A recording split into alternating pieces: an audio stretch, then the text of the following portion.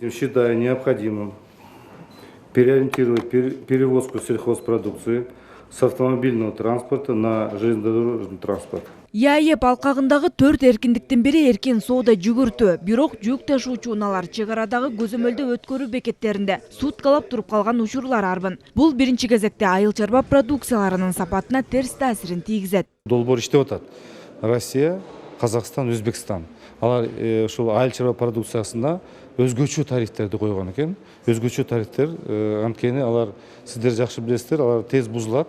Ошого улар 5 күндүк, 6 күндүк жеткизүү максатында коюп, ушундай 3 мамлекет ортосунда келишим түздү.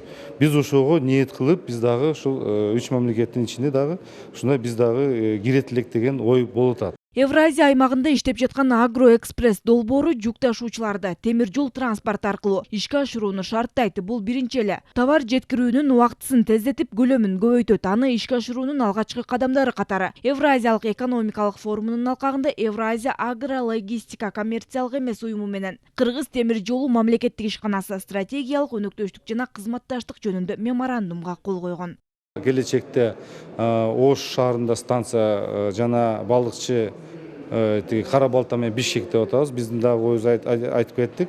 Ушу балыкчы шаарына дагы долбоорду киргизиш керек. Анткени бизде балыкчы шаардагы сиздер жакшы билесиңер, биз азыр балыкчы Кара Кечеде темир жолду куруп атабыз. Ошондон ары да уланып кетет да. Ошон үчүн ушул станцияларга, аз айткан станцияларга ал жерге логистик центрларды куруу боюнча максаты бар экен. Долбоордун алкагында биз сүйлөшүү жүргүзүп, эгерде бизге ыңгайлуу болсо, эгерде бизден коопсуз жагынан болсо, бизге ыңгайлуу. Ошондо биз ушул долбоорго биз киребиз. Долбоордун концепциясы даяр. Аны менен министрлер кабинети жана тармактык башкармалыктар таанышып, өз сунуштарын берди. Проект Агроэкспресс. Агроэкспресс Евразия аймагындагы масштабдуу долбоор. Биз долбоордун концепциясын иштеп чыгып, аны тармактык мекемелердин жетекчилерине тааныштырдык.